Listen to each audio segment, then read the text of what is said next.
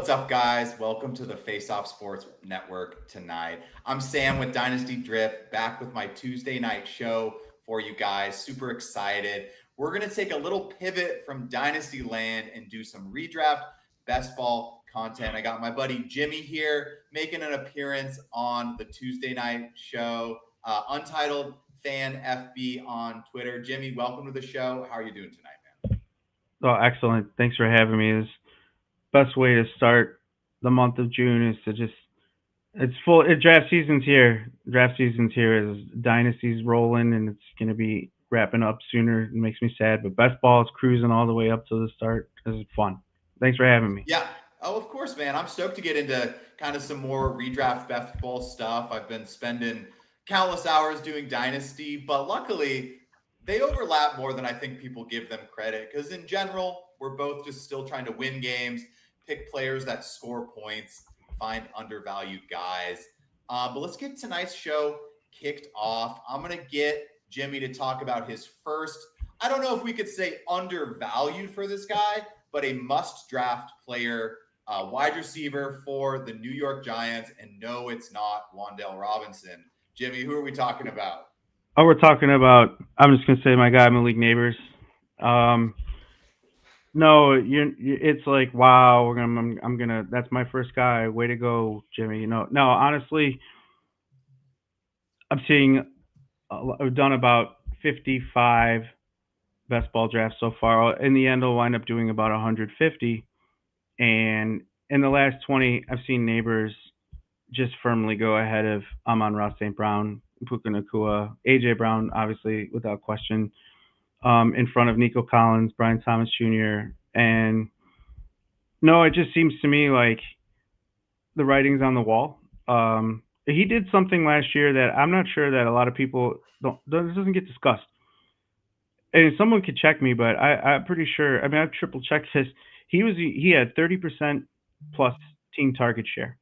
No, he's the only player in the NFL last year, receiver, to have a 30 plus percent team target share. And to me, I mean, doing that with the quarterback play that he had should be improved this year. That's a process that'll take throughout the season.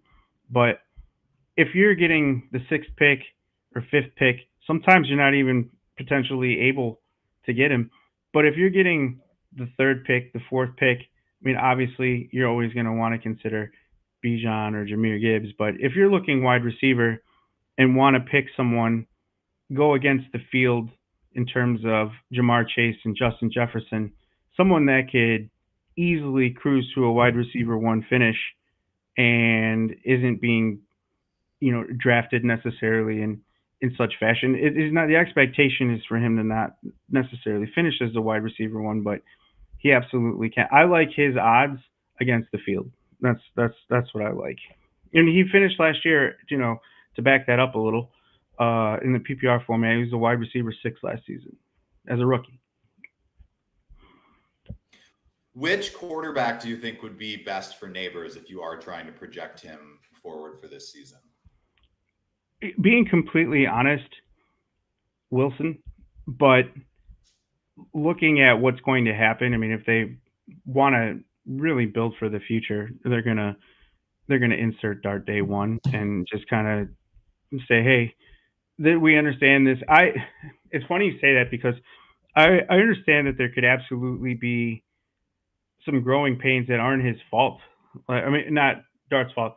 That there might be some output that isn't Neighbor's fault. If you look down weeks 1 through 4 and you say this is not the guy that dominated last year right out of the gate, and it's well his quarterback's a rookie, maybe give him a chance. But again, some of the expectations, it's changed a little bit. We saw what Jaden Daniels was able to do, right out of the gate his rookie season, and just an instant boost for. I mean, that wide he made De'Ami Brown look like, he got a contract, didn't he? After so, but yeah, just someone that if you're getting the fourth, fifth, sixth pick, and you're like, why am I getting picked in the mid again? This stinks, man. If Neighbors is there, grab him because he can easily turn in a wide receiver one finish, and you'll be thankful you did. Yeah, I mean, wide receivers are king in best ball, man. That's something I know. Every time I hop into a best ball draft, if you try to use your redraft brain in a best ball league, you're going to be a little surprised sometimes at how fast some of the wide receivers go. So moving into my first must draft player, um, to me, it's going to be a running back here, and that's going to be Chuba Hubbard. I think I may have treated this exercise more as a underrated must draft kind of vibe where I looked at some of these best ball ADPs, especially kind of going right now, and I selected a lot of players that I just think at the end of the season are going to be finishing higher than they're being drafted at. And Chuba Hubbard was one of the first guys that jumped off the board to me, currently going around RB 19 or so. I mean, some of these stats fluctuate depending on site, depending Hmm. on date, and everything, give or take that format. But for me, I mean, Chuba Hubbard, I think he finished around 15 or 16 last year, depending on your settings. Keep in mind, he did miss 3 games as well. So he basically was an RB1, and I think it's basically setting up for Chuba Hubbard to be an RB1 almost again this year. I think the offense started to click at the end of the year. Jonathan Brooks obviously out. Rico Dowdle is a fine player, but I don't think anyone's worried about Rico Dowdle cutting into Chuba Hubbard's work share more than 30% of the snaps, maybe. So to me, Chuba Hubbard going at RB19 is potentially his floor unless you're counting injury. But when it comes down to it, you can't really project that. So for me, Chuba Hubbard, RB19, I think he's an absolute smash in best ball this year. Yeah, and to your point, I mean, I'm looking at it right now. He finished last year as the PPR RB14. Um, exactly 250 attempts on the head, just under 1,200 yards, and came in with 10. I like the 10 scores. A little nose for the end zone. I had the my pre thoughts on Hubbard going into the heart of best ball season, post draft, well, post free agency. I thought to myself, how much does Rico Dowdle really honestly eat into this workload? And then I said, well, they didn't sign him to necessarily sit, but they didn't sign him to, take away from, what he's done. And it's like, to your point, 30%. That's about the number that I came with. And then I came to another conclusion, and it was I'm actually trying to leave most best ball drafts with one or the other, preferably Hubbard. But if I can't get Hubbard, and I'm looking down later, and you see your tier, Tyrone Tracy, you're like, no. You're like later on running backs when they go really quickly after the wide receivers, and you just see some of the names that are left, and it's like you get to some guys aren't even signed, or you're like, yeah, no thanks. There's Javante Williams, Kareem Hunt, Alexander Madison, and you're like, no. It's like I'm gonna post up and I'm gonna get a guy that obviously is gonna retain work and the opportunity to potentially, if he did take over, if something, if one or the other just dominated touches outright, it would be even higher of a potential finish. Yeah, and I mean, and when it comes down to it, I think really the two things for Chuba Hubbard that I think would be the main arguments someone would make against him would be the Panthers could be a dumpster fire. Well, I hate to break it to you, but they were a dumpster fire last year, and he finished as RB14, scoring 10 touchdowns. I mean, sure, even if Hmm. it's the same situation, I think he can succeed there. And then, like we already talked about Rico Dowdle, but to me, it's like I think people are equating Rico Dowdle to Cowboys Rico Dowdle last year, who got thrust into a role because there was no one there. They're not equating him to 2.7 million 1 year deal Rico Dowdle, which is what he's on with the Panthers, where you would not be scared of that player in any other essence if you just weren't focusing, I think, on what he did Hmm. last Yeah. year. So we're going to move into Jimmy's second player, another wide receiver, a guy I actually love targeting in Dynasty. I had this guy a lot last year in redraft as well. But our boy Lad McConkey, the wide receiver one for the Los Angeles Chargers. Yeah. I like him to build off of the monster year that he had last year, anyways. And one thing I didn't mention, I should have. I mean, McConkey's ADP 18.9, so right around 19. Firmly in the second round. Um, Neighbors ADP 9.4. The thing I'm suggesting with both of these guys, now we're talking about McConkey, is their availability to you in that there's a lot of traditional names or household names, and I mean those two are, obviously now household names, but there's some names that tend to rely more on, they get gobbled up more with draft capital, and these are guys that will be available to you that could really honestly just like take monster leaps forward and rearrange the top tier conversation for wide receivers. I'm seeing it in Dynasty. We're doing best ball, but like Chase, Jefferson, Neighbors. It's like, okay. And you're starting to see best ball drafts reflect that as well. McConkey last season was a wide receiver 13 as a rookie in PPR. He had 112 targets. I actually expect that number to probably go up.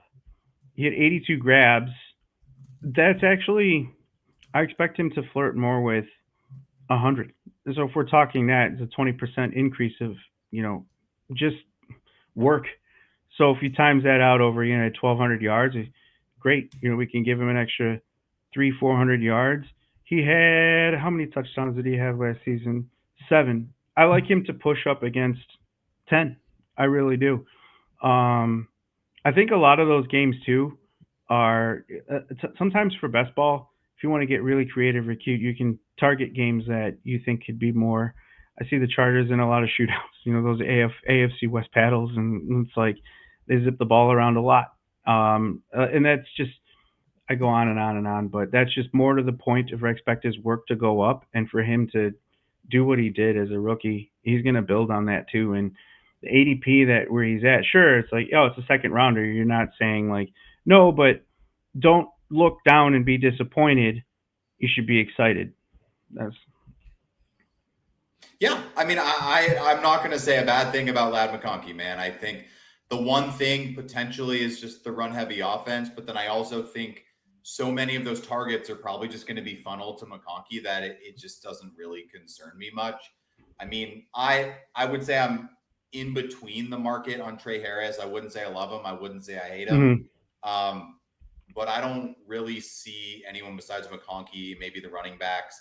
I guess to add to this, just from more of a best ball brain, I would assume if you're watching this content in early June, you're probably a best ball addict. But if you aren't as familiar with best ball and you are tuning into the show, something to keep in mind that is very popular and very advantageous in best ball, especially due to the tournament format or the idea between big weeks and small weeks, is stacking, right? Mm-hmm. So I'm going to ask you this, Jimmy. If you're targeting Lad McConkey, and let's even go back to Malik Neighbors, although you're probably not really attacking the Giants QBs except maybe with a late pick or something.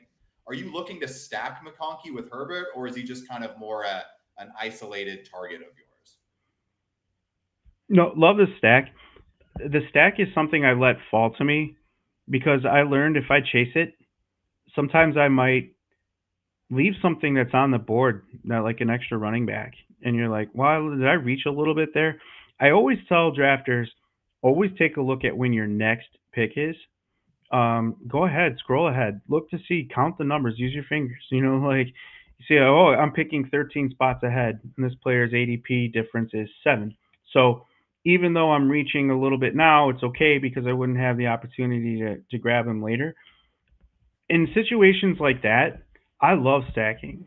Where I'm like, I have a vision for the way this is turning out, and my favorite one is the Burrow Chase stack, obviously, or Burrow Higgins stack, or you mentioned Trey Harris. That's if I did have Herbert in best ball, Trey Harris is definitely a name I'm looking to add to that later in drafts for sure. I think it's like, wow, that could be a really strong connection right out of the gate because there are questions and like does do they add another wide receiver? I mean, Mike Williams is Mike Williams. We know who Mike Williams is. For that reason, that's why I expect Lad to really take off this year. But yeah, love the stack, love it when it can, when I can. Don't force it. Yeah, I'm a big stacking as as a tier breaker kind of thing, where it's like if I have these guys in the same tier, I Hmm. will stack, but I'm never going to jump outside of my tiers to force it. So, moving on to my next player here, we're going to go wide receiver, currently going off the board, wide receiver 37. And I'm going to talk about George Pickens, everyone's favorite downfield after the play blocker himself. For me, I think when it comes down to it, I'm going to be higher on George Pickens in best ball than I would be on him in a redraft sense. Because what I like about George Pickens is potentially his weakness if you're looking for something like this in redraft, and that's consistency. I think George Pickens is going to bring some massive spike weeks for the Cowboys this year. Just due to the way George Pickens played. He was a top 5 receiver multiple weeks last year on a terrible passing offense in Pittsburgh. Now he's being paired up with a team with basically no elite running backs. Maybe they have a committee if Blue and Javante work out. But the way that teams are probably going to play the Cowboys, and I could be assuming a lot, but I don't see him double teaming George Pickens. And so I think he has some weekly upside to really hit some big numbers. Now, like always with some of these players that have more spike weeks, I'm really not opposed to getting them on my team. I like having as many guys on my roster that can win me any given week every single week. I kind of like that build in general. But I think, especially with Pickens going off the board as wide receiver 37, he's just a little lower than I think some of the guys above him, where if you're looking for a guy that can have those huge weeks to really put you over the edge, especially in a best ball format, I think he's your guy. And I really do think people are underrating how much Dallas may have to throw the ball this year with a murderous schedule, no running game.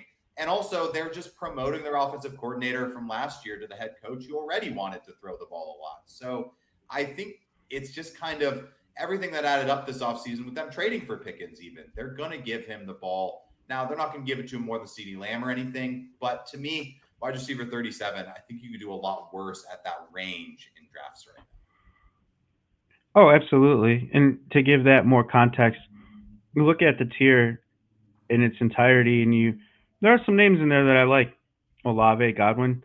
There are some names in there that the point of best ball sometimes is to get different shares of different guys that maybe you wouldn't otherwise do in redraft. But Pickens looks nice compared against Odunze, Shakir, Jawan Jennings, Jacoby Myers. Like I'm taking Pickens, right? So CD is going to get double teamed frequently, and it's going to leave him open. It's going to leave him open deep. One thing that doesn't really get discussed enough with Pickens is it just seems like he every time the ball is just chucked up there, he's coming down with it, and there's a lot of off script big boom plays that you know you can't really plan for these things or longs or outrageous scoring, but come on, if you have bonuses and such, and I mean, best ball might not have some of those, but Pickens just, if you're looking for a desperation play, I mean, there's a guy that can just turn a game around for you in the last seconds of a fantasy matchup on a weekly basis is Pickens. Yeah. now. Okay, so moving on to Jimmy's next player here. Looks like he's finally going to be showing us some of the running backs he is targeting. And he's going to talk about a guy that I actually think, in a dynasty sense, a guy I've talked about on multiple videos as a guy I'm willing to buy if I'm trying to win games and really put some points up this year. But Joe Mixon of the Houston Texans, I'm totally with you here, Jimmy. I think Joe Mixon is a great target this year. Yeah, there's no one behind him, right? Like it's his all the way again. And we're finding out that he was dealing with what didn't he have High ankle sprain yeah, I that was gonna say it's the really ankle. derailed him kind of the second half of the year, honestly. Yeah, late especially too. So I think that tends to sit in people's minds sometimes.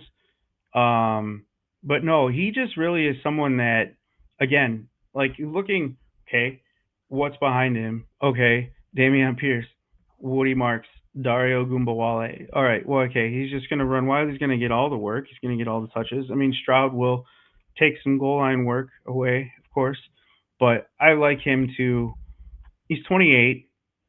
I expect a couple more good seasons. But for best ball, what we're doing is I'm looking at his ADP. It's 53-1. All right. So fourth, fifth round. We know that wide receivers go early. If we're not drafting a running back in the early rounds and we're looking to take running backs that are going to give us RB1 output, there's your guy. Like seriously, he's an absolute candidate to push inside a top 12 finish, of course. And some of the draft capital that you might use to predictably get that, you can get that later and still have your wide receiver guns or still have your, um, what if you took Bowers and now you need a running back? It's okay. Mixon, definitely. Yeah, and I think with Joe Mixon for me is like I I think a lot of people and I've even noticed this in some of my leagues, and I try to really be aware to separate my brain between dynasty fantasy football and redraft and best ball, right? And Mm-hmm. my dynasty brain says, "Oh, Woody Marks in the fourth round. I love that. He's a fun player, whatever." But then you have to kind of turn your redraft brain back on where you're just like, okay, but in actuality, like even if Woody Marks hits, what is he? He probably just takes Dario Ogunbowale's role. Like that's what his Yeah. profile is as. Woody Marks is a pass catching back, and he's pretty good at that role, but he's not there to take a 70% snap share away from Joe Mixon. Um, and so I think some people, and I'm with you. I really like Joe Mixon, and I do think he's being discounted kind of because how he finished the season. But people forget that there was a point, I want to say, give or take like 4 to 5 weeks into the year. I'm pretty sure he was the RB1 overall. Yeah, I was just Like, trying to take a look at some of that. I mean, so last year overall he finished RB 17. The year before that he was the RB 6, right? And he had roughly similar work, which is interesting. Um, he did have 32 receptions last year. That gets forgotten about too. It's just the recency of when we needed him most. It didn't really exactly work out for us, and we were, I don't know, maybe it soured some drafters, but it's a guy that again to your point, it's just like everything else there just might shuffle around the way it needs to, but he's just gonna get fed volume, like absolutely. oh, okay, so moving on to my next player, our boy, the boatman, Stefan Diggs, getting silly on the boat. Not going to slander or libel myself here, but we've all seen the video. And for me, look, some people may look at me silly, and I know Steph Diggs he's kind of a crazy dude, and we've all seen what's potentially my favorite video of the Vikings saying none of them want him to date their sister, and I think everyone's seen that video. If you haven't, make sure to look that thing up. But Steph Diggs going off the board, wide receiver 44 right now, ADP, and for me, look, I understand it. I'm not going to guarantee you that Stephon Diggs is back to his normal self and he's going to be an elite wide receiver. But you're not paying that price for Stephon Diggs anymore. I mean, last year he was a top 20 guy before he got hurt with Houston. And yes, he did get hurt and he is an older player and he's having to recover from an ACL.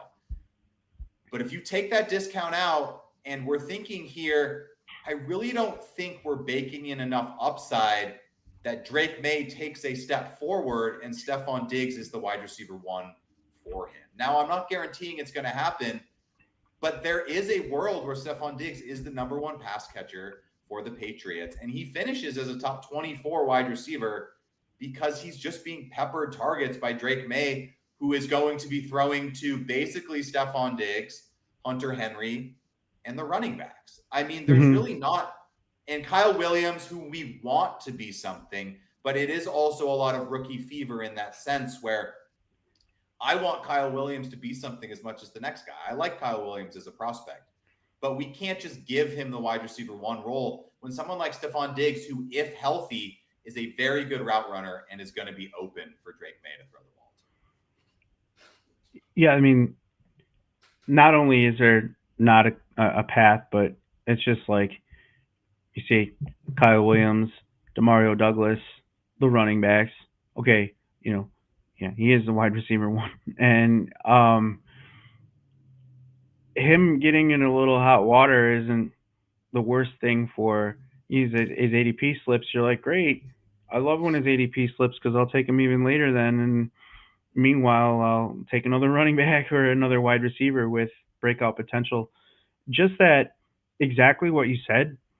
You take the discount out and you say, hey, he's a little older. He has had injuries. And you say, okay, well, that's why we're not spending, an earlier pick on him. We're taking him where he needs to be, but we're looking for just any opportunity to just have massive returns in ADP.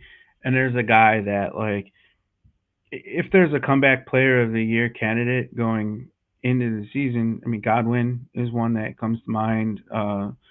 Diggs and these wide receivers that dominated just a short time ago, that Cup, I mean, they could easily find their way to form for stints of this spike weeks.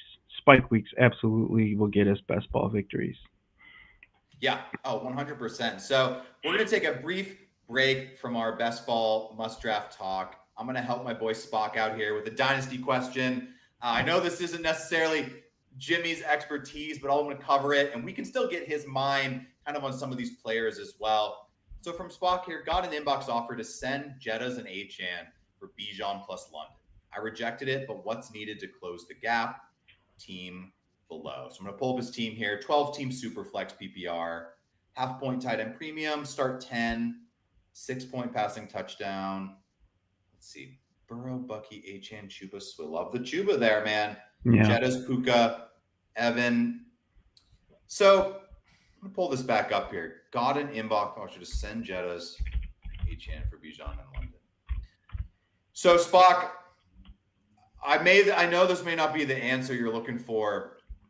I would just keep Jefferson and Achan and Yeah. probably not make this trade. Personally, for me, I understand Bijan is very intriguing asset, and I like London too. But I think you could make the argument that Achan and London are close-ish, depending on. And I have Jettas above Bijan. I understand London's going to go before Achan in a startup draft, but when you get in these dynasty leagues, it doesn't always hold the startup values the same because everyone needs running backs, and running backs start to become this weird commodity that I really just wouldn't personally be looking to make this trade. I don't really see how it makes your team better. Looking at your running back core, Bucky, Achan, Chuba, Swift, Rashad White as a handcuff to Bucky there. I mean, I think that's a pretty good running back core for a dynasty team. And if you are looking to upgrade in the sense that you think you have a very competitive team in a win now sense, which it kind of looks like you do. Jettas, Puka, Evans, Sutton, Jonnu, and Otten. Jonnu could be fine. If you really are looking to upgrade, and let's say you got third place or second place last year, I would be going after more of a veteran guy. Let's use Joe Mixon as an example. We just talked about him. If you want to upgrade your running back room, I would target a Joe Mixon instead of trying to give away Jefferson. But Spock, I appreciate it, man. Was intrigued. Thanks, fellas. I mean, obviously, I don't think that trade is really bad. I understand. I think it's a fairly fair offer. Like if I saw that go through in my league, I think I would totally understand where both teams were coming from. It's more just personally how I like to play. Anything to add there, Jimmy, on that? Yeah. I mean, I love transparency. I did a keeper league for 15 years, and so I have a little. I'm in two dynasties right now, and I'm a redraft and best ball guy. And one of the dynasties I'm drafting is a slow dynasty. It's a startup at the moment, and it's the roster. The 1-2, I went Jefferson. I have Burrow, Kenneth Walker, and Joe Mixon. I should have Jonathan Taylor, but there's a stupid thing called a third round reversal. But no, I love those names that I saw on that bottom line. It was just like looking at what I'm trying to potentially put together is something that keeps me covered for a couple of seasons, but I'm absolutely winning now. You just have to. What I've learned is the sharks are going to make moves all around you, and you have to determine what you want. Do you want to win now, or do you want to be a juggernaut 2, 3, 4 years out, like 4, 2, 3 years? You can't have one foot in or one foot out. I've never personally been a fan of a tank or kicking the can. Truthfully, you never know how long the dynasty might go. I'm in some ones that I think might. I hope the hope is they go 10 years, but I'm looking at mine as well, and I'm thinking to myself, I have notes. I'm going to need help at tight end later because I'm not going to have the capital to grab. Otten is someone that I'm looking to grab later on as well. I like the Janu pick or the the share there. So no, yeah, just guys that are going to get us stability now, um, but will have us covered for a couple of years. I like that roster. Yeah, and to Yeah, your and I'm point even earlier, yeah, go for it. no, sorry, London and HN do have side by side dynasty rankings, player 13 and 14. Yeah, I mean, I would tend to think they're probably closer than they may go. Like in a startup, I think London goes first every time because people hammer wide receivers in a startup draft. But I mean, Achan's up there, and Yeah, also I totally glanced over because I was looking at his running backs and his wide receivers because that's what his trade question was. Spock, how the hell do you have JD5 and Burrow? I mean, I understand how you got it, but dude, your team's absolutely stacked. So congrats on the yeah, it roster, is. man. That's a great team. So You saw we'll me get back. talking here too. I was trying to put that together. Like, what moves did he make to Yeah. get that? Yeah. Sometimes you just hit them, man. You'd be surprised with some dynasty teams. So back to best ball, must draft players. We're going to kick this back and throw this back to Jimmy here. This is one of my favorite players, man. My OG Dynasty League, I think we're in year 8 or 9. I forget. It must be 8. I drafted Alvin Kamara in the startup draft. Arguably one of my favorite players. Have ridden him to multiple fantasy championships since. I will never forget the Christmas game. But why is Alvin Kamara a good best ball target or must draft player for you this offseason? Right now, his ADP is 62.7. So he's a fifth, butting on sixth round. Okay, in a 12 team best ball. He's been in the league 8 seasons since 2017, and in full PPR format. Pardon me. RB3, RB4, RB9, RB1, RB8, RB16, RB11, RB9.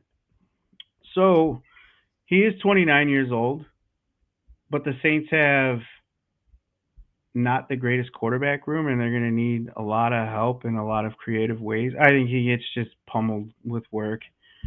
There could be a Christmas game or two or three. I don't predict. I try not to predict those things. I try to predict the players that can get us those things.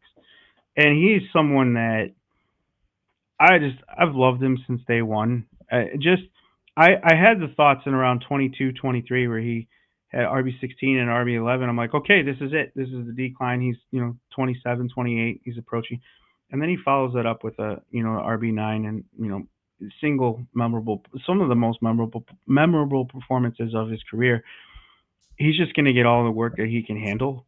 And again, I looked at I have him in about 30 to about 35% of all the shares that I have in all the best. I'm leaving best ball drafts with Kamara. That's what I'm trying to do.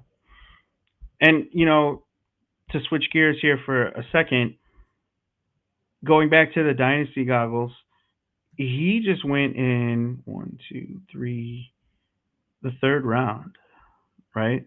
Or fourth round. And that's because there was a run on running backs. And it was unprecedented, and it's a 16 team league startup. But just to see that respect given to him still, I was like, I knew someone was going to do that. I knew someone was going to do it. And they're going to historically probably finish anywhere from a RB6 to RB10 performance. And you'll have drafted him in the sixth round. That's what we want. It's just so easy. Yeah, I mean, for me in general, I really try to focus when I target players in drafts is can this player be the best player on their offense? Like Does the it number revolve one around him? option. Yes, Yeah. can this player be the number one option in his own offense? And Alvin Kamara is Right. probably one of the later players you're able to draft where you can answer yes to that question. Like, I mean, let's even just go back over everyone we talked about earlier today, like, I mean, yes, like you could say yes for some of these players, but they're going to have to share the load a little more. Like obviously Malik Neighbors, but Joe Mixon is sharing with Nico Collins. George Mm-hmm. Pickens is not going to get that. He has CeeDee Lamb there. Lad McConkey maybe, but he's going to have to share with that running game. And I mean, you're having to take a lot of these guys before Alvin Kamara, let alone the fact that he has a new head coach that just gave us one of the best running back seasons we've seen in a very, very long time from Saquon Barkley. So I love that where you just said a player at this stage of the draft that the offense still revolves around. One of the guys you talked about, Diggs, is someone in that scenario in certain games where it's like, yeah, this if he's healthy and he's producing, like there's no better superstar in their line yeah, to I give mean, us and those it's the weeks. same thing. It really is something I like to keep in the back of my mind where it's like, it doesn't mean it's a guarantee and it doesn't mean that we're projecting it 100% going to happen. But there's versions of it's happening and sometimes you got to pay attention. So Yeah, moving on to my next player here. This guy going later in drafts, man, but I had to mention him somewhere. I think Darnell Mooney is a pretty good value right now in best ball. Going off the board, wide receiver 51. I think Darnell Mooney was pretty up and down last year. He had a good yes, stretch, he had a slow stretch. Um, but to me, I've heard some positive things coming from the coaching staff, which, I don't really try to buy in too much.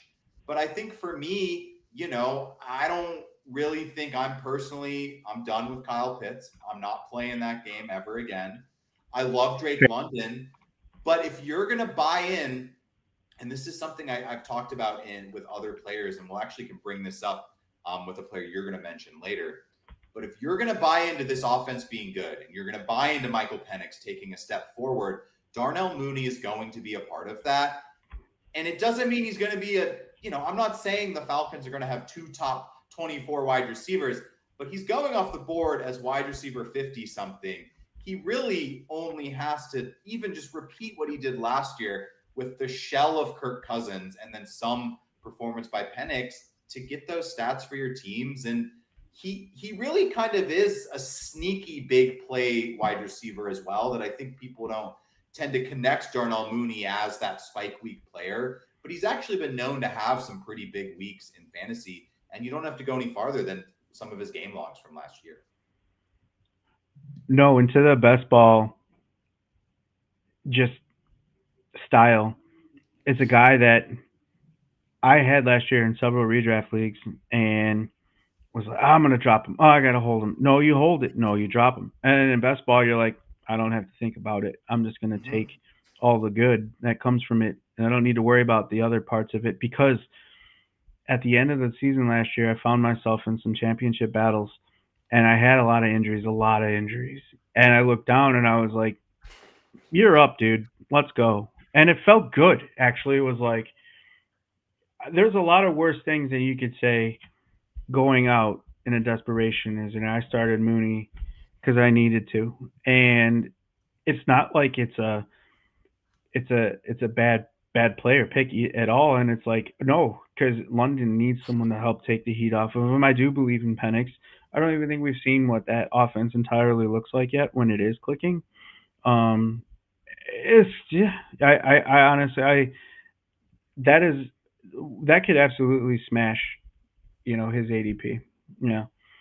If Yeah, they're and, feed and just to add some context for some people, I think most people may remember this, but it's easy to forget since it was actually last year when the coaching change happened. But the offensive coordinator and the offensive staff mostly for the Falcons came over from the Rams, right? And what do the Rams do basically every year? Have two wide receivers that you want. I mean, it's been Puka and Cup, and before that, Cup and Robert Woods had time. Like they've produced these multiple wide receivers. Brandon Cooks and Robert Woods. What was that like 5, 6, 7 years ago? Even when Goff was there, the Rams offense and that system can produce multiple wide receivers. And I think Darnell Mooney, you could apply that a little bit too. I mean, what other team in the NFL has multiple wide receivers producing at a high clip? Kevin O'Connell and the mm-hmm. Vikings. coming from the Rams tree. There's these similarities that need to be kind of put on to Darnell Mooney that I think are not being applied. And when it comes down to it, he's wide receiver 55, man. The Yeah, ADP, it's like, that's the thing is like, I understand it. You can poke holes in guys that are going early. And I think you should. I think you should be smart with your early picks, but you are only looking for upside at this point in the draft. And Darnell Mooney can bring that to your team. So we're going to move on to Jimmy's next player here. A guy that honestly probably a little more decisive, especially in the dynasty community and redraft community than you would think. But Jimmy, why are you in on Kenneth Walker this season for the Seahawks? I love him for the reason that I had to look down and double check his age. He was only 24, and I thought to myself, "Is that possible?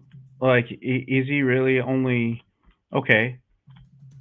He's someone that also he's had the injury bug, of course, but somebody that is just completely capable. Also, in that fashion of his ADP is let me 53, right? Okay, so again, another guy that's firmly in that fourth, fifth round that Yeah. I expect to just get fed volume. Yeah, Charbonnet is no slouch, but I'm not really worried about. I actually like Charbonnet there for the reason that it Kenneth Walker to me is a guy that does need to be spelled at times, um, and that could help him down the stretch. Just stay just stay healthy. In 2022, he was an RB 18. I'm trying to remember in 2023. The RB 19. I guess where I'm going with this is I do know that he had played through injuries before, and I don't know if we've seen all that the best that we can see from him. And is someone that I think has a chip on his shoulder, and I really he's someone that he could do something even a little more memorable in that. Okay, if right now he's being he's the RB, let's say his ADP is fourth, fifth round, and that's someone that can return value for second, first round output. I hate to say that somebody ranked so late could climb inside a top five RB finish, but that's how much I believe in his capability still, only at age 24. Yeah, I mean, I'm torn. I'm very torn on Kenneth Walker because I really do like the talent. But I think the most important thing here, and we just talked about it with Mooney, and why I would be Team Kenneth Walker is it's the value, right? Like he's not going at a point where you have to draft him at his ceiling, and those are the kind of players you want to avoid, right? Where he's going at the 4 or 5 turn, where if he hits, he could be worth an early second round pick. Mm-hmm. He's a big play guy, and if that offense looks good, you're going to get value out of Kenneth Walker. You just Yeah, the I'm injuries. not The scared of injuries. Charbonnet either. I think I might be a little scared of Sam Darnold, to be honest. But I do think they're going to Fair. run the ball, and I think that is a good thing. I don't think the passing woes are going to come to Kenneth Walker. So we're going to move Mm-mm. on to my last guy here before we wrap the show up with one more from Jimmy. We're going to talk about Bryce Young. Uh, I probably would just be totally avoiding this guy in redraft unless it's a super flex league. But in best ball, it is not redraft. It's a different idea. And you do have to have these 3 QB builds, 2 QB builds, really depending on the strategy you're going with. And I think Bryce Young is a decent, QB2, QB3 if you're looking at upside. Coming down the stretch last year, Bryce Young actually did play pretty well, had a couple top 10 finishes in games. And I think if that offense gets clicking, especially with them adding Tet McMillan at wide receiver, Chuba Hubbard's there. I think they have some other ancillary weapons. Jatavian Sanders, hopefully healthy from his pretty scary concussion last year. Not a huge Xavier Legette guy, but he's there. I do like Jalen Coker, though, and I think Adam Thielen's still going to be very undervalued, probably still going to get some pretty, I don't know, high volume as I'm going to target him in drafts too much, but I think he's going to get some important football catches for the Panthers next year. and Bryce Young. And I just really think the upside for Bryce Young is a little higher than where he's being drafted now. But I did save this for my last must draft player. I wanted to add a QB and I wanted to Mm-hmm. do someone that's a little off the beaten path. It would have been really easy for me to say must draft Baker Mayfield because I've made 3 videos in Dynasty about how Baker Mayfield is underrated. But I wanted to come with a different name and talk about Bryce Young today. So, Jimmy, where are you at with Bryce Young this year? I'm actually maybe a little too high on him for some redraft. In that, if I wanted to have more weapons, I know I could maybe sneak by with a Bryce Young, but then especially for best ball, it's an. I'm glad you mentioned build because I too also find it very important to have that third quarterback, and rather than having it be Russell Wilson or I mean Aaron Rodgers could return drafters monster values. We could see that in weeks ahead. Taking that last round dart on a guy that's not necessarily the guy when you've got Bryce Young, I mean, he is their guy. He's there. Like they're going to work around him, obviously, for the foreseeable future. It's funny, the weapons that he does have in its entirety, the wide receiver room, is the only reason why I'm potentially down on McMillan for his ADP. Love McMillan the player, but the cost of a McMillan is I do like Coker to get his 30 to 40. Look, legit. That's why they drafted McMillan, in my opinion. Um, Thielen's there too. He's a veteran that's going to command his work. Unless they really just, if Leggett takes off and they have a nice, 1-2 combo where it's the two of them terrorizing secondaries, I don't really envision that. I mean, McMillan, yes, but there are a lot of weapons there for him to use at his disposal, and I think that he will. He'll find himself if he's scrambling. We know he can do. So, there's Thielen. Oh, there's Leggett. Oh, there's McMillan. Oh, there's Coker. What doesn't sound like you could at least move the sticks with that? It doesn't sound beautiful, but it sounds like you can move the sticks. Best Yeah, ball, we I just mean, want the points. yeah, I mean, Canales is a good coordinator, man. I think he got off to a rough start Right. last year, but I think down the stretch, I think you saw more of what I would expect to see from this offense this year as they kind of came together and really kind of rallied. But we got one more player for you guys today on our must draft show. Before we get into that, I want to thank Jimmy for joining. Really appreciate having you on, man, and You. talking some different content. If you guys have been watching the stream, if you're watching this stream after the fact, just on the live tab, make sure to like the video. If you could do me a huge favor, if you're tuned in here, go subscribe over at Dynasty Drip on YouTube if you're obsessed with Dynasty like me. Of course, make sure to subscribe to Fantasy Faceoff as well. My guess is you might already be subscribed to Faceoff if you're tuning into the live stream now. So if you wouldn't mind showing some love over on Dynasty Drip as well. I'm loving collabing over on this channel once a week, every Tuesday night at 7 Central. I'll be here mostly talking Dynasty, but mixing in some other topics as well. But we're going to get to our last player for the night. Jimmy, what about Tucker Kraft, and how did you happen to know I just drafted him in a Dynasty League 3 days Oh, awesome. That's ago? why. That's why. No, and look, also thank you for having me. First of all, it's what better thing to do than to talk football, like, and just really dig into the goods. That's why this last guy, people like to go out with a bang. I like to go out with a purpose, and that purpose is Tucker Kraft. He only needed 50 receptions last year to be the PPR tight end 10. I If he had 20 more receptions, 30 more receptions, okay, now we're talking he's going to potentially push inside that top tier of the conversation, the likes of right around the Janu, Kelsey, you know, Andrews in terms of okay, no, I expect him maybe to push beyond that. I really like some of the some